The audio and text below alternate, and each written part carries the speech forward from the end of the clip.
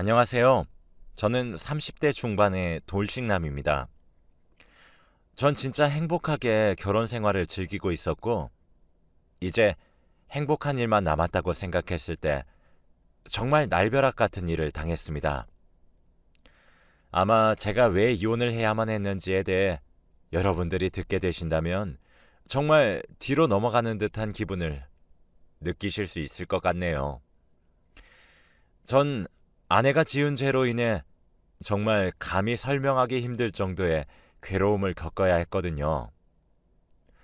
제가 정말 웬만해서는 이해하고 넘어가려고 했지만 정말 그 자리에 있던 모두가 할 말이 없을 정도로 당황스러운 사건 때문에 전 이혼을 결심하게 되었습니다. 지금부터 그 이야기를 한번 들려드리겠습니다. 저는 20대 후반에 한 여자를 만나게 되었어요. 지인들의 모임에 참석했던 어느 날 우연히 만나게 되었고 그 사람이 바로 제 아내였습니다. 저희는 처음 만나서 낯설었던 와중에도 얘기가 참 잘 통했어요. 그리고 무엇보다 저와 아내를 모임의 뒤풀이에 초대한 사람이 굉장히 밝고 명랑한 지인이었습니다. 그때 저와 아내 둘 다 솔로였어요. 그런데 지인이 저와 아내가 참 잘 맞겠다는 생각이 들어서 당사자였던 저희 모르게 아주 자연스러운 소개팅 자리를 만든 거였죠. 아내와는 통하는 부분도 많았습니다. 아내는 여중, 여고, 여대를 나와서 그 나이가 되도록 남자를 한 명도 만나보지 못했다고 모태솔로라고 했고, 저도 남중, 남고, 공대를 졸업하면서 주위에 여자가 한 명도 없어서 마찬가지로 모태솔로였거든요. 그래서 그런지 전 아내와의 연애가 매우 즐거웠고 보람찼습니다. 사소한 것에도 감동할 줄 아는 아내에게 전 최고의 남자가 되어주고 싶었어요. 지금은 괜찮게 자리를 잡아서 돈도 꽤나 벌고 있지만 당시엔 대학을 졸업한 지 얼마 지나지 않아 사실 연애가 사치였던 시기였습니다. 아내는 당시에 영어 학원에서 학원 강사 일을 하고 있었어요. 아내는 그때도 제 취업 뒷바라지를 해주면서 제가 언젠가 자리를 꼭 잡을 것이 분명하다며 용기를 북돋아주고 있었죠. 나이는 동갑이었지만 저보다 훨씬 어른스러웠던 그녀에게 저는 약속을 했습니다. 제가 자리를 잡자마자 결혼을 하겠다고 말이에요. 아내는 그렇게 멋이 없는 저의 프로포즈에도 감동의 눈물을 흘릴 줄 아는 여자였습니다. 학벌도 괜찮았고 성적도 좋았고 저는 한 스타트업 회사에 수월하게 입사하게 되었죠. 사실 더 좋은 회사에 취직할 수 있었지만 자기 개발의 꿈을 포기하고 싶지 않았거든요. 요 몇 년간은 정말 자리 잡는 것이 힘들었습니다. 좋게 말해 도전이지 도박과도 다름없다고 봐도 무방하네요. 저는 아내에게 조금만 돈을 더 모으고 안정적으로 가정을 꾸리자고 제안했고 아내도 흔쾌히 받아들였어요. 그러던 어느 날 아내가 아무런 말도 없이 저를 찾아왔더라고요. 반가워서 한달음에 마중을 갔는데 아내는 저를 보자마자 눈물을 줄줄 흘렸습니다. 너무 놀라서 무슨 일이냐는 제 말에 아내는 임신했다는 사실을 제게 고백하더군요. 얼떨떨했고 놀랐지만 그 후에 밀려온 감정들은 전부 기쁨이었어요. 아내를 얼싸안고 덩실덩실 춤을 추고 싶었죠. 아내에게 왜 우냐고 당연히 나랑 결혼할 생각인 거 아니었냐며 어르고 달래니까 아내는 제가 아직 자리를 잡지 못해서 지우자고 할까봐 겁이 났었다며 그때부터는 또 안심이 된다고 펑펑 울더라고요. 우는 모습도 어찌나 이쁘고 사랑스러웠는지 모릅니다. 우린 그렇게 결혼 준비를 하게 되었어요. 거의 혼수가 아기와 다름이 없었죠. 아내 손을 꼭 붙잡고 함께 산부인과에 진료를 받으러 가기도 했고, 콩닥거리는 뱃속 아이의 심장 소리를 들을 때면 가슴 깊은 곳에서 무언의 감정이 벅차오르기도 했습니다. 임신은 아내가 있는데 제가 울컥해서 유난이란 소리도 참 많이 들었네요. 임신과 동시에 결혼을 한다는 소식을 지인들에게 전하자 축하를 위한 회식을 하기도 했습니다. 제게 술을 따라주던 직장 선배들은 제게 축하한다고 덕담을 한마디씩 건네왔어요. 또는 제게 짓궂은 농담을 던지기도 했죠. 저는 그런 모든 과정들이 부끄러웠고 쑥스러웠지만 자랑스러운 마음도 가득했어요. 뭐 때문인지 몰라도 어깨에 힘이 들어가고 가슴이 활짝 펴지는 그런 느낌이었어요. 아내의 배가 불러오기 전에 서둘러 식을 올렸고, 식을 올리기도 전에 혼인신고부터 먼저 했습니다. 저희 두 사람은 많은 사람들의 환호와 축하 속에서 결혼식을 무사히 끝낼 수 있었어요. 신혼여행보다는 태교 여행에 가까웠던 여행도 좋았어요. 밤마다 서서히 불러오는 배에 대고 인사를 건넸고, 쇼핑을 하러 가거나 장을 보러 가다가도 육아용품 코너가 보이면 발길이 떨어지질 않았어요. 그렇게 하나씩 사 모으다 보니 아기방을 하나 꾸밀 정도로 물품을 사게 되었죠.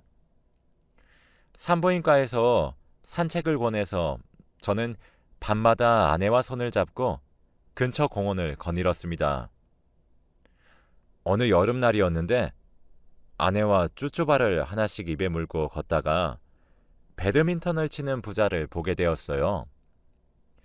그 모습을 보며 나도 아들과 배드민턴도 치고 축구도 하고 함께 야구장도 가야지 하며 상상도 했고, 와, 만약 딸이면 어떡하지? 시집 보내기 싫을 것 같은데 라며 기분 좋은 상상도 했어요. 그런 얘기를 꺼낼 때면 아내는 제 어깨를 툭툭 치며 벌써 김칫국부터 마신다고 활짝 웃더군요.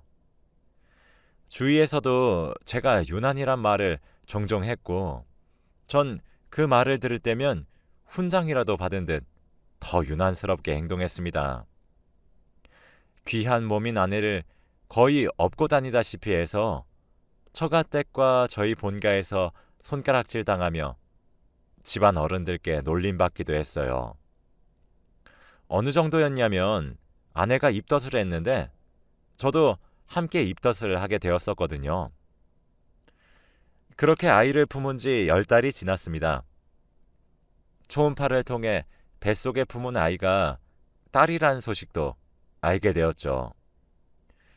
주위에서 예비 딸바보라 짓궂게 놀렸어도 제 입은 귀까지 찢어져 있었습니다. 출산날이 되었고 양가의 경사와도 같은 행사였어요. 병원에는 처가댁 어른들과 저희 부모님까지 가릴 것 없이 온 가족이 옹기종기 모였습니다.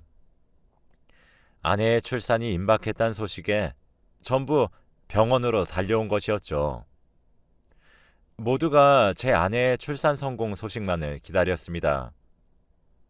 그런데 아내는 첫 출산이기도 해서 그런지 무척 긴장했던 모양이었나 봐요. 출산 과정에서 호흡이 고르지 않고 숨을 제대로 쉬지 못한다며 보호자인 남편분은 빨리 출산실로 들어오라고 하더라고요. 전 그 말에 사색이 된 채 정말 뛰어들어가서 출산실로 들어가 눈물을 흘리면서 제정신을 차리지도 못하는 아내의 얼굴을 그저 쓰다듬으며 조금만 힘내라고 응원을 해주었고 손을 꼭 잡아주었습니다. 제가 들어가고 나서 얼마나 시간이 흘렀을까? 아내는 딸을 무사히 출산하는 데 성공했습니다. 그런데 보통 출산을 하게 되면 의사와 간호사들이 축하한다는 말을 건넨다고 어렴풋이 건너 건너 들어서 알고 있는데 출산실에는 정적이 흐르더군요. 그러고 나서 생각해보니 생각보다 정적의 시간이 길었던 것도 같아요. 제가 아내에게 정신이 팔려서 눈치를 채지 못했을 뿐이죠. 숨을 들이키며 헉하는 소리와 함께 저희 부부에게 갓 태어난 아기를 보여줬습니다. 신생아를 보고 있으니 왜 출산실에 정적이 흐르게 되었는지 단번에 알게 되었죠. 왜냐면 아기가 아무리 봐도 동양적인 외모가 아니었습니다. 외국인의 아이 같아 보였죠. 게다가 피부가 까맣더군요. 마치 흑인처럼 말이에요. 새까만 피부를 가지고 응애하며 목이 터져라 우는 아기는 머리카락조차 흑인의 곱슬이었어요. 현실이 절로 부정되었어요. 아내는 기진맥진한 상태로 침대 위에 쓰러져 있더니 사색이 되더군요. 돌처럼 굳은 저를 어느 간호사분께서 밖으로 데리고 나가셨습니다. 밖에서 기다리고 있는 가족들이 어떻게 된 거냐고 기쁜 기색을 감추지 않고 제게 달려와서 물었어요. 전 멍하니 대답했습니다. 딸이 태어났는데요. 흑인이에요. 저 이제 어떡하죠? 라고 말이에요. 제 말을 듣고 한참의 시간 동안 그게 무슨 말인지 다들 이해 못하는 듯 했습니다. 그러나 이내 제 말을 이해한 사람들은 차례로 입이 떡 벌어졌죠. 제 말을 믿지 못하는 저희 부모님과 처가댁은 함께 나온 간호사를 붙잡고 아이를 보여달라 아우성이었고, 그렇게 신생아실로 들어간 아이는 두 눈을 비비고 다시 쳐다봐도 흑인이었어요. 새로운 생명의 탄생을 축복할 수 있는 신성한 산부인과에서 저희 어머니는 뒷목을 잡고 쓰러지셨고 친정 어머니는 주저앉아 통곡을 했습니다. 아이를 닦인 후인 건지 더 또렷하게 보이는 생김새에 전 어처구니가 없었죠. 아내와 저는 둘 다 속쌍꺼풀도 없는데 갓 태어난 아기는 눈을 감고 있음에도 불구하고 쌍꺼풀 라인이 도드라지게 보이더군요. 너무 충격을 받은 나머지 제가 쓰러졌었나 봅니다.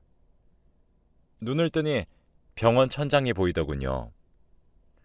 저는 자리에서 일어나 꽂혀있는 링거를 무작정 빼고 아내가 누워있는 병실로 찾아갔어요.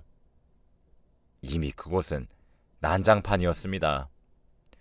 저희 부모님은 온갖 욕을 하고 있었고 처가댁은 출산 후 누워있는 딸에게 뭐라 하지도 그렇다고 저희 부모님을 말리시지도 못하더군요. 저는 다 나가달라고 얘기를 했습니다. 저희 가족들은 커다란 한숨을 쉬고 병실을 나갔고 아내의 가족들은 저와 눈을 마주치지도 못하더군요. 아내와 단 둘이서 이야기를 하기 위해 가까이 다가갔어요. 아내는 출산한 지 얼마 되지 않아 성취하는 몸으로 벌떡 일어나 침대 위에서 무릎을 꿇더군요. 그리고 손을 싹싹 비비면서 눈물을 흘리기 시작했습니다. 저는 아무런 대꾸도 하지 않고 아내가 울음을 그치기를 기다렸죠. 한참을 기다리니 흐느낌 소리가 점차 잦아들더군요. 저는 아이의 아빠가 누구냐고 물었습니다. 아내는 처음에 바로 대답하지 않았고 그저 눈물을 흘리기만 할 뿐이었죠. 저는 사실 제가 아내에게 화를 낼 줄 알았습니다. 하지만 막상 그 상황에 놓이니 사람이 오히려 차분해지더군요. 아내를 계속 설득했습니다. 아이 아빠를 알아야 너도 양육비를 받고 키울 수 있지 않냐? 뭐 그런 식으로 말이에요.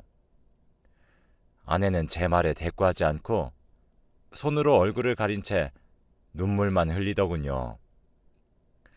참 그 모습이 제게 가증스럽기에 짝이 없어 보였어요. 제 입에서 이혼이란 단어가 언급되고 나서야 아내는 제게 말을 꺼내기 시작했습니다. 저는 그런 아내에게 설명을 요구했어요. 지금이 마지막으로 솔직할 수 있는 기회란 사실도 알려주었죠. 아내의 말은 이러했습니다. 아내가 먼저 사회생활을 시작하면서 제가 지겨워졌었던 시기가 온 적이 있다고 하더라고요. 자신의 다른 친구들은 돈도 잘 벌고 부유한 남자친구들을 만나고 때 되면 드라이브에 기념일마다 비싼 음식에 그렇게 풍족한 연애를 하고 있는데 현실에서는 제 뒷바라지나 하고 있는 게 솔직한 심정으로 싫었답니다. 그래서 바람을 폈다고 해요. 같은 학원에서 일을 하고 있었던 원어민 선생님과 말이죠. 그 원어민 선생님이 흑인이었던 겁니다. 어차피 진지하게 만나고자 하는 생각도 없었고 둘이서 가벼운 관계로 끝내자고 합의까지 했던 모양이더군요. 아내는 저를 만나는 시간에는 제게 온 관심을 쏟았지만 저를 만나지 않았던 순간엔 바람을 폈던 거였죠. 당연히 그 원어민 선생님과의 관계 또한 진전되었고 그러던 어느 날 덜컥 임신이 되어버린 것이었어요. 병원에서 임신 주차를 듣고 곰곰이 생각해보니 그 시기에 저와 그 원어민 선생님 둘 다와 사랑을 나누었다는 것을 알게 되었고 아내는 결정을 해야만 했습니다. 사실 아이를 지울 수도 있었지만 아내도 그때 나이가 결혼 정년기였기 때문에 아이를 가졌다는 이유로 결혼을 하려고 했었던 것이었겠죠. 아내는 원어민 강사와 저 사이에서 결정을 해야 했어요. 먼 나라인 외국인은 아닐 거라고 생각하고 절 선택했죠. 하긴 초음파로는 뱃속 태아의 피부색까지는 알 수 없을 테니. 당연히 저는 아내에게 이혼 통보를 했습니다. 아내도 그런 제 주장에 할 말이 없었겠죠. 그래도 한때는 전부를 줘도 아깝지 않다 생각했을 정도로 사랑했던 여자라 소송까지는 가고 싶지 않았습니다. 소송까지 가지 말고 조용히 이혼하자는 제 말에 아내도 결국 이혼 서류에 도장을 찍었어요. 하긴 소송까지 가봤자 태어난 아이가 증거와 다름없으니 아내도 그게 현명한 판단이었겠죠. 아내에게 위자료도 요구하지 않았습니다. 저희 가족들은 그런 제게 물러 터졌다고 쓴소리를 했지만 제 딴에는 아내를 향한 마지막 배려와 다름없었습니다. 저와 아내는 그렇게 이혼을 했어요. 아내와 정말 서류상으로 남남이 되었던 날 제게 아내의 남동생이 연락을 해왔더군요. 죄송하다고 말이에요.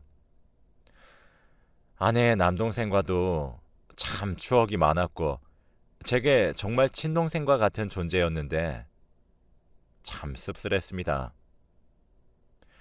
제 이혼 소식은 회사에도 알려졌어요.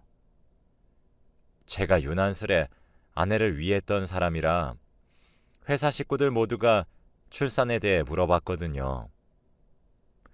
이혼까지 한 마당에 숨길 수도 없어 솔직히 말을 해주게 되었습니다. 동정 어린 시선을 받아보니 그것도 할 짓이 못 되는 것 같았죠. 그렇게 저는 제 일상으로 서서히 돌아가기 위해 정말 노력했어요. 지금은 이렇게 제 과거를 담담하게 이야기할 정도로 무뎌졌지만 그 당시엔 매일 밤 불면증에 시달리며 잠도 제대로 못 자고 너무 힘들어 했었죠. 일에 매달려서 거의 회사에서 살다시피 했을 정도였습니다.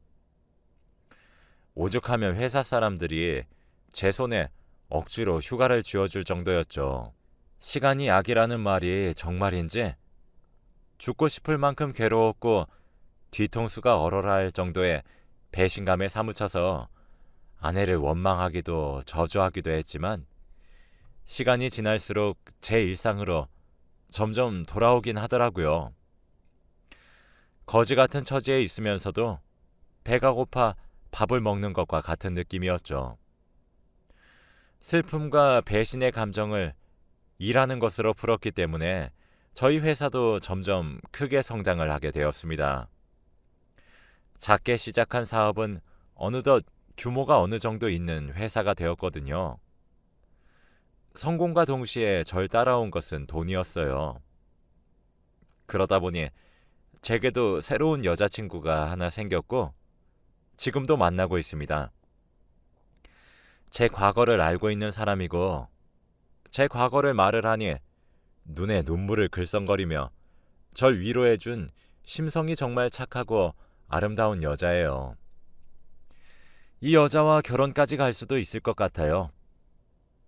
어찌되었든 저는 제 갈 길을 잘 걸어가고 있고 과거를 묻어두고 열심히 삶을 살아가고 있습니다. 그런데 지금으로부터 한 달 정도 전쯤 모르는 번호로 전화가 한 통 제게 걸려오더군요. 전화를 받았더니 상대방은 전 아내였습니다. 전 아내는 안부 인사와 함께 한번 만날 수 있냐고 애원에 가까운 부탁을 하더군요. 저도 무슨 생각으로 그렇게 한 것인지 모르겠지만 전 아내와 만나기로 약속을 했어요.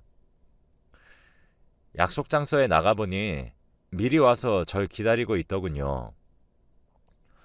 제 성공 소식이 전 아내에게 들려서 제게 연락해온 것인진 여전히 알 수 없습니다. 하지만 전 아내는 그날 제게 재결합을 권유하더군요.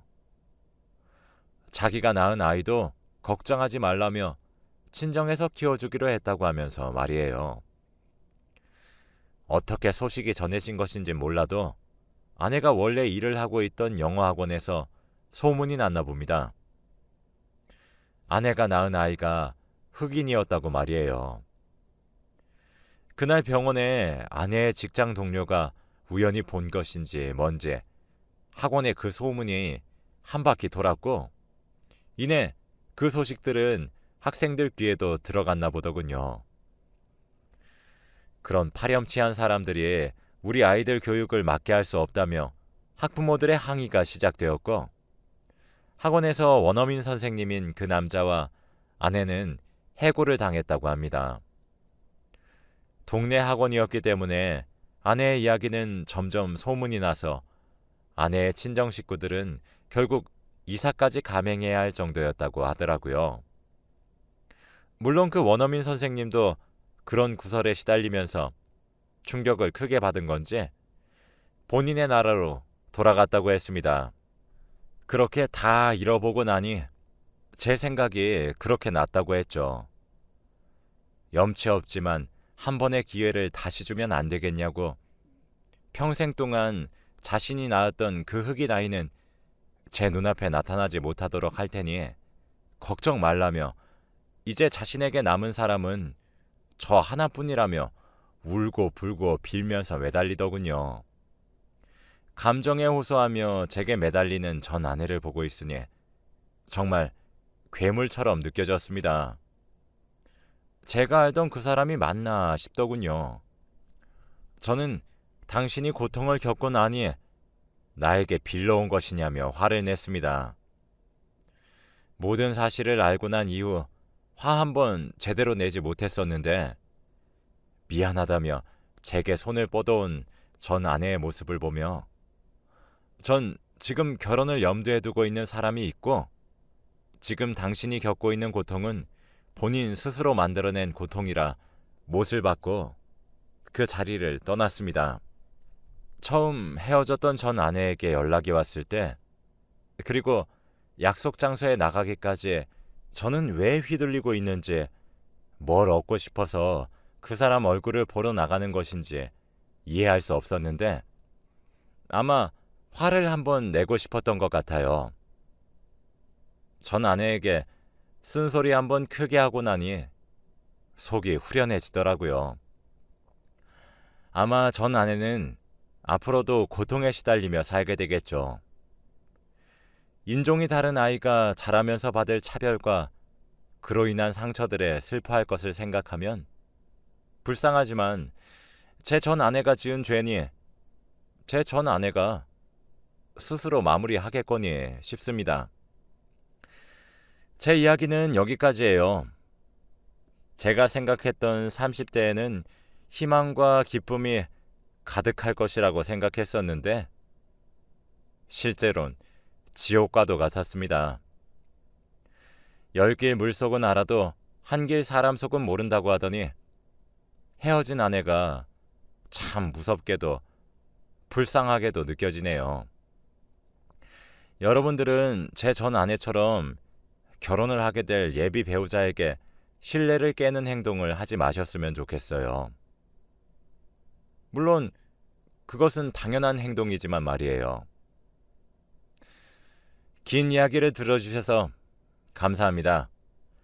혹시라도 저처럼 기가 막힐 정도의 커다란 충격을 겪으신 분들도 꼭 힘을 내시길 바라며 본인을 위한 삶을 살려고 노력하시길 바랍니다.